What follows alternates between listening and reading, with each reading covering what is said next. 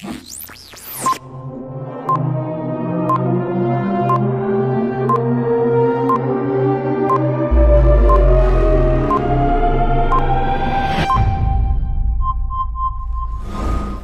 بسم اللہ الرحمن الرحیم. پیارے بچوں کیسے ہیں آپ؟ امید ہے کہ آپ سب خیر و عافیت سے ہوں گے. آج 9th کلاس کا ہمارا غزل نمبر 2 کا پہلا لیکچر ہے. تو آئیے آغاز کرتے ہیں. شاعر کا نام ہے خواجہ حیدر علی آتش. سب سے پہلے شاعر کا تعارف. خواجہ حیدر علی آتش، نام ان کا حیدر علی اور تخلص کرتے تھے آتش. انڈرلائن کیجئے گا. آپ فیض آباد لکھنؤ میں 1764 میں پیدا ہوئے. یہ اوپر آپ نے انڈرلائن کر لینا. اور اگر آپ کے پاس اسٹار اردو نوٹس ہیں جو کہ میرے لکھے ہوئے ہیں، وہ اس میں آپ کے لیے بڑا آسانی ہو جائے گی کہ اس میں ساتھ ساتھ چیزیں بنی ہوئی ہیں اور اسی نوٹس کے آخر میں بھی MCQs کریٹ ہوئے ہیں. بہرحال آپ یہاں پر بھی جو ہے وہ انڈرلائن ضرور کیجئے. ان کے والد کا نام خواجہ حیدر علی بخش تھا، جو دلی کے ایک معزز خاندان سے تعلق رکھتے تھے. شجاع الدولہ کے عہد میں دلی چھوڑ کر فیض آباد آ گئے تھے. ابھی آتش صغیر سن تھے، بالکل ابھی بچپن سے کہہ لیں کہ جوانی کی طرف رواں دواں تھے، چھوٹے سے. والد وفات پا گئے، اس لیے ان کی تعلیم و تربیت بہتر طریقے سے نہ ہو سکی. آتش نے نواب مرزا تقی خان کی ملازمت اختیار کر لی. ان کے ساتھ لکھنؤ آ گئے. شاعری میں مصفی کی شاگردی اختیار کی. انڈرلائن آپ کے استاد کا نام، علامت تخلص لگاؤں. آپ کے اپنے ہم اثر، اپنے دور کے اپنے زمانے کے شاعر امام بخش ناسک سے کئی ادبی مارکے ہو چکے تھے. ادبی شاعرانہ انداز کے اندر لکھنے لکھانے میں، مارکے سے مراد یہاں پہ لڑائی نہیں ہے، ادبی لڑائی یعنی کہ شعر و شاعری کے اندر. آپ کو یاد ہوگا پیارے بچوں کہ آپ نے شاعروں کے لطیفے سبق پڑھا تھا میرے ساتھ. اس میں بھی خواجہ حیدر علی آتش کا ذکر موجود تھا، جس میں وہ بڑا مشہور واقعہ امام بخش ناسک نے جب پوچھا کہ کیا مشاعرہ ہو چکا، تو انہوں نے حیدر علی آتش نے کہا ہاں لوگوں کو بڑا اشتیاق رہا تھا. تو آپ کو یاد آ گیا ہوگا. تو یہ وہی امام بخش ناسک ہیں. آپ قلندرانہ مزاج کے حامل تھے. آپ درویشانہ طبیعت کے مالک تھے اور اسی لیے کسی دربار سے وابستہ نہ ہوئے. مراد کسی بھی دربار سے جو ہے وہ وابستہ نہ ہوئے. یہاں پر بھی دربار سے مراد جو ہے وہ بادشاہوں کا دربار ہے کہ کسی سے وظیفہ وغیرہ اور اس خلت وغیرہ لینے کے لیے وابستہ نہ ہوئے. آتش غزل گو شاعر تھے اور ان کی غزلوں میں تغزل کے بیشتر خوبیاں پائی جاتی تھیں. وہ بھی اپنے زمانے کے دیگر شعراء کی طرح شاعری کو شاعرانہ ثنائی، مرثا کاری اور الفاظ کی نگینہ کاری کہتے تھے. یہ تمام جو ہے وہ شعری خصوصیات ہیں. تاہم آتش کے ہاں عامیانہ صوفیانہ پن دکھائی نہیں دیتا اور جو اس وقت کے لکھنوی شعراء کے کلام میں جا بجا نظر آتا تھا. یعنی کہ ان کی شاعری جو ہے وہ ایسی نہیں ہوتی تھی کہ جو اس زمانے کے لکھنؤ کے رہنے والے شاعروں کی ہوتی تھی. تو آتش کے کلام میں جو خوبیاں پائی جاتی تھی وہ فقر و غنا، توقل، تصوف، دنیا کی بے ثابتی، قناعت پسندی، درویشانہ رنگ.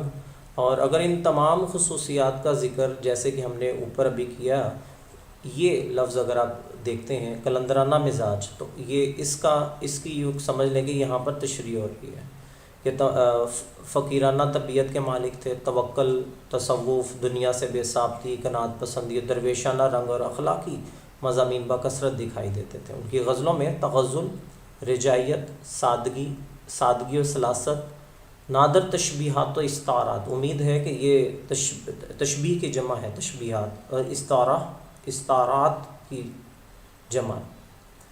تو عمدہ ثنا و بداع، رندانہ و موضوعات اور آتش بیانی کی خصوصیات پائی جاتی تھیں.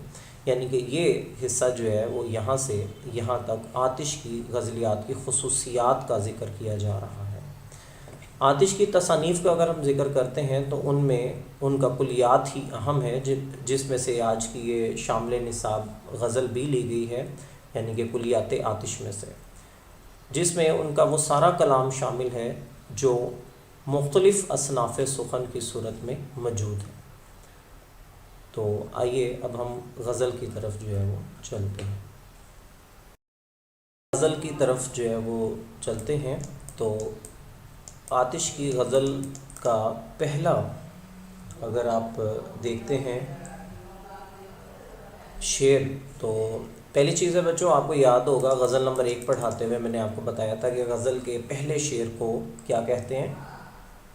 بالکل آپ بالکل صحیح بتا رہے ہیں، لیکن آپ نے اسی ویڈیو کے کمنٹس میں، یوٹیوب کے کمنٹس میں آپ نے مجھے بتانا ہے، ٹھیک ہے۔ تو یہاں پہ تو میں ایکسپلین نہیں کروں گا، ٹھیک ہے، کیونکہ آپ کو پہلے بتایا ہوا، اس کا آنسر آپ کو آنا چاہیے۔ بس اتنا سا ہنٹ دے دوں کہ یہ 2 مصرے ہیں، اور دونوں مصروں کے آخر میں آنے والے الفاظ کو کیا کہتے ہیں؟ ردیف۔ Very good. اور ردیف سے پہلے آنے والے جو ایک جیسے الفاظ ہوں گے اس کو قوافی۔ ویری گڈ، یعنی کہ ایک ہو تو قافیہ، زیادہ ہو تو قوافی۔ تو اگر ہم غور کریں تو پہلا شعر میں پڑھنے لگا ہوں، رخ و زلف پر جان کھویا کیا، اندھیرے اجالے میں رویا کیا۔ تو اس پہلے شعر کے دونوں مصروں پہ ذرا غور کیجیے گا، آخر میں کیا اور کھویا رویا، یہ دونوں ہم آواز الفاظ ہیں، تو لہٰذا یہ کہلائیں گے قافیہ، قوافی الفاظ، ٹھیک ہے جی۔ تو آگے چلتے ہیں۔ اب ہم، چونکہ آپ کو یاد ہوگا کہ میں نے آپ کو بتایا تھا کہ غزل کا مفہوم جو ہے وہ لازمی لکھنا ہے آپ نے، تو اس کا آغاز ہم پہلا شعر، اور آئیے یہاں پر میں نے آپ کے لیے پہلے سے مفہوم جو ہے وہ لکھ کر رکھے ہوئے ہیں۔ سب سے پہلے لکھنے کا طریقہ بھی آپ کو بتا دوں، تشریح کیسے کرنی ہے آپ نے غزل کے اشعار کی۔ تو بورڈ کے پیپر میں آپ کو ایک شعر جو آئے گا اس کے 2 نمبر ہوں گے تشریح کرنے کے۔ گو کہ شاعر کا نام اور اس کا جو ہے وہ نمبر نہیں ہوتا، میٹرک لیول پہ تو نہیں ہوتا، لیکن لکھنا بہتر ہوتا ہے، انٹر لیول پہ اس کا 1 نمبر دیا جاتا ہے۔ تو یہاں پر سب سے پہلے میں آپ کو بتاؤں کہ اوپر آپ نے شعر لکھ دیا، پھر صنف کا تعین آپ کریں گے غزل، ٹھیک ہے جی۔ صنف کا نام نہیں لکھنا، تو آپ نے لکھنا ہے صنف کا تعین کیا آپ نے، کون سی صنف سخن سے ہے؟ غزل سے ہے۔ Very good. شاعر کا نام خواجہ حیدر علی آتش، پورا لکھنا ہے، اوپر علامت تخلص بھی لگائیے۔ تصنیف کا نام اگر آپ کو آتا ہے تو ضرور لکھیں، نہیں آتا تو مت لکھیں۔ تصنیف کا نام کلیات آتش۔ تو شعر نمبر 1 جو ابھی ہم نے پڑھا، رخ و زلف پر جان کھویا کیا، اندھیرے اجالے میں رویا کیا، تو اس کا مفہوم ذرا سن لیجئے گا اور نوٹ کیجئے گا اپنی کاپی کے اوپر، اپنی کتاب کے اوپر۔ اور محبوب کے حسن پر فرفتہ ہو کر دل کھو دیا، تو پھر عمر بھر رونا پڑا۔ تو بڑا سادہ سا عام سا شعر، لیکن اس کے اندر جب ہم غور کریں گے تو شاعر کہنا یہ چاہ رہا ہے کہ رخ کا مطلب چہرہ محبوب کا، زلف بال کو کہیں گے، اور مفہوم بھی میں نے آپ کو بتا دیا۔ تو خواجہ حیدر علی آتش کہتے ہیں کہ محبت ایک ایسا جذبہ ہے کہ جس پر کسی کا اختیار نہیں ہوتا، یہ ایک ایسی آگ ہے جو سب کچھ جلا دیتی ہے۔ محبت کے راستے پر چلنا آسان کام نہیں، غموں اور دکھوں کے علاوہ محبوب کی بے رخی بھی برداشت کرنا پڑتی ہے۔ تو جیسے بقول شاعر کہ مجھے رونے سے اکثر کام ہے ناسے، مجھے رونے سے اکثر کام ہے ناسے، تو کب تک میرا منہ دھوتا رہے گا۔ تو یہ آپ نے تشریح کے اندر شعر بھی ایڈ کرنا ہے، اور یقیناً یہ آپ کو سٹار اردو نوٹس کے اندر جو ہے وہ مل بھی جائے گا۔ تو اسی طرح شاعر کا مزید کہنا ہے کہ مجھے محبوب کا چہرہ دلکش اور زلفیں جو ہے وہ زلفیں دراز ہیں، اور اصل میں شاعر اپنے محبوب کے خوبصورت چہرے اور اس کی زلفوں کی تعریف کر رہا ہے، اور خوبصورت چہرے اور دلکش زلفوں پر جان قربان کرنا چاہتا ہے، اس سے محبت کرتا ہے۔ محبوب کی ظاہری حسن و قرار سکون لوٹ لیا ہے اس کا، اور رونا دھونا شاعر کا مقدر بن چکا ہے۔ اور بقول شاعر کہ میر کا یہ ایک شعر ہے، کہتے ہیں کہ ہم ہوئے تم ہوئے کہ میر ہوئے، اس کی زلفوں کے سبھی اسیر ہوئے۔ یہ بھی میر کی غزل کا مطلع ہے۔ شاعر کہتا ہے کہ میں اپنے محبوب کے حسین چہرے اور زلفوں پر جان چھڑک رہا ہوں اور اس کی جدائی میں دن رات روتا ہوں۔ شاعر کے نزدیک جب کوئی کسی سے عشق میں مبتلا ہوتا ہے تو اس وقت اسے ہر طرف اپنے محبوب کا سراپا نظر آتا ہے اور اسے دن رات محبوب کے ہجر و فراق میں بسر ہونے لگتے ہیں۔ تو 2 نمبر کی تشریح ہے بیٹا، اس کو آپ نے خوبصورت ہینڈ رائٹنگ کے ساتھ انشاءاللہ میں آنے والے دنوں میں آپ کو خوش خطی کیسے کرنی ہے، ہینڈ رائٹنگ کو خوبصورت کیسے بنانا ہے، اس کے لیے کچھ ہدایات جو ہے میں آپ کے واٹس ایپ گروپ میں بھی بھیجوں گا۔ آپ یہاں پر بھی آپ اپنا واٹس ایپ نمبر لکھ کر مجھ سے منگوا سکتے ہیں۔ تو آگے چلتے ہیں جی ہم دوسرے شعر کی طرف۔ ہمیشہ لکھے وصف دندان یار، قلم اپنا موتی پرویا کیا۔ وصف کہتے ہیں خوبیوں کو، وصف خوبیاں، دندان دانتوں کی، دندان یار، یار کے دانت مراد محبوب کے دانتوں کی خوبیاں۔ تو قلم جو ہے وہ شاعر کا تو قلم ہے جو موتی پرو رہا ہے، یعنی کہ اصل میں شاعری کر رہا ہے۔ تو آئیے اس کا مفہوم جو ہے وہ نوٹ کیجئے گا۔ شعر نمبر 2 کا، میں نے ہمیشہ محبوب کے دانتوں کی خوبیاں لکھیں، میرا قلم اس کی تعریف میں موتی پروتا رہا۔ تو شاعر اصل میں شاعر کا کہنا ہے کہ میں نے ہمیشہ اپنے محبوب کے چمکنے والے اور خوبصورت دانتوں کی تعریف کرتا رہا، اور جب میں ایسا کرتا ہوں تو یوں محسوس ہوتا ہے جیسے جیسے قلم کے ذریعے موتی پرو رہا ہوں۔ آتش محبوب کے دانتوں کو موتیوں سے تشبیہ دے رہے ہیں۔ جب کسی ایک چیز کو دوسری چیز کی مانند قرار دیا جاتا ہے تو بیٹا اس کو کہتے ہیں تشبیہ۔ تو آپ نے اس پوری غزل کے اندر تشبیہ اور استعارہ، یہ 2 چیزیں بھی جو ہے فوکس کرنی ہے۔ کل کے اپنے لیکچر کے آخر میں آپ سے پوچھوں گا اس کے بارے میں بھی۔ تو میرے محبوب کے دانت اتنے خوبصورت اور سفید ہیں کہ ان پر موتیوں کا گمان ہوتا ہے۔ جیسے ایک شاعر نے کیا خوب کہا ہے کہ تیرے دندانوں لب نے کر دیا بے قدر عالم میں، تیرے دندانوں لب نے کر دیا بے قدر عالم میں، گہر کو، لال کو، یاقوت کو، ہیرے کو، مرجان کو۔ تو یہ تمام جو نیچے ذکر ہوا ہے یہ قیمتی پتھروں کے نام ہیں۔ تو شاعر کہتا ہے کہ میرے محبوب کے دانت زیادہ خوبصورت ہیں ان عام پتھروں سے، جن کو لوگ جو ہے وہ بڑا جو ہے وہ یاقوت، لال، ہیرا اور ان کو بڑا اچھا سمجھتے ہیں۔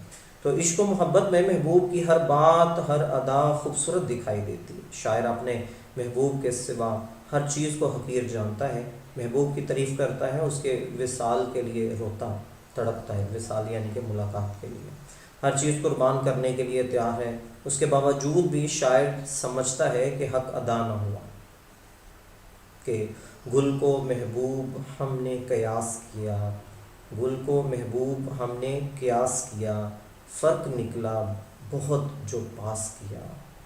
تو آج کا ہمارا تیسرا شعر کہ کہوں کیا ہوئی عمر کیوں کر بسر، میں جاگا کیا بخت سویا کیا۔ شاید بڑا آسان سا شعر ہے۔ شاعر کہتا ہے کہ میری عمر جو ہے وہ میں کیا بتاؤں کہ میری عمر کس طرح گزری ہے، میں تو جاگتا رہا مگر میرا نصیب سویا رہا۔ تو یہ آپ نوٹ کیجئے گا۔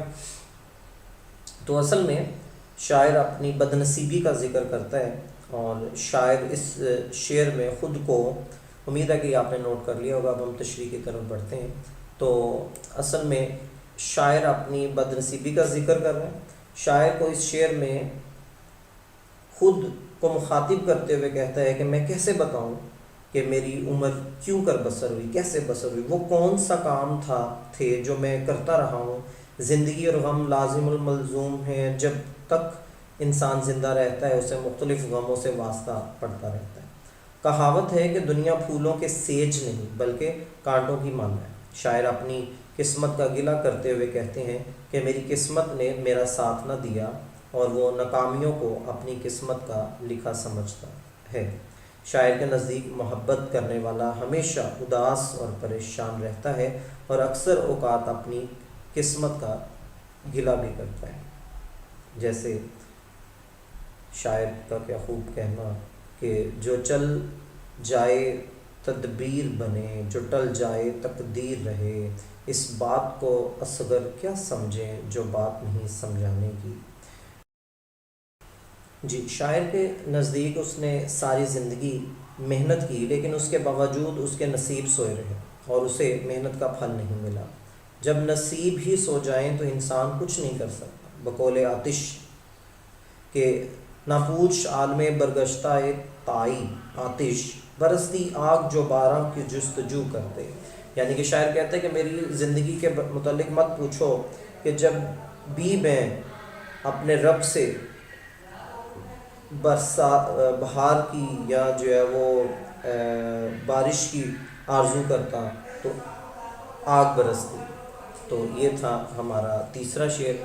تو آج کا ہمارا لیکچر جو ہے مکمل ہوا. انشاءاللہ اس میں سے آپ نے کیا کرنا ہے کہ تینوں میں سے کسی ایک شعر کی تشریح آپ نے لکھنی ہے، اور اس کے علاوہ آپ نے تعارف میں سے MCQs بھی یاد کرنے ہیں. انشاءاللہ کل آپ سے اگلے لیکچر میں ملاقات ہوگی. محمد امین کو اجازت دیجیے. اپنا بہت سارا خیال رکھیے گا اور اپنے ارد گرد لوگوں کا بھی بہت سا خیال رکھیے گا، اور اپنی دعاؤں میں یاد رکھیے گا. اللہ حافظ.